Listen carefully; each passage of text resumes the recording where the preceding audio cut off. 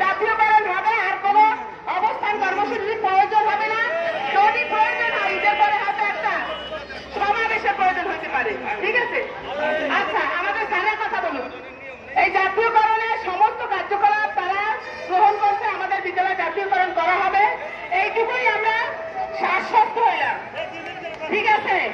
আমরা এই জন্যই খুশি, আমরা যেটা চেয়েছিলাম যে আমাদের বিদ্যালয়গুলি জাতীয়করণ করার জন্য প্রশাসন থেকে আমাদের উচ্চ মহলের কর্মকর্তাগণ জানুক এবং তারা ইচ্ছা পোষণ করুক যে তারা আমাদের সাথে আছেন।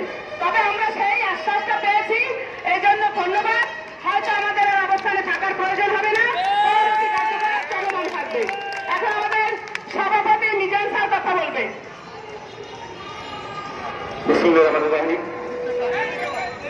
সম্মানিত শিক্ষক ভাই বোনেরা, আপনারা জানেন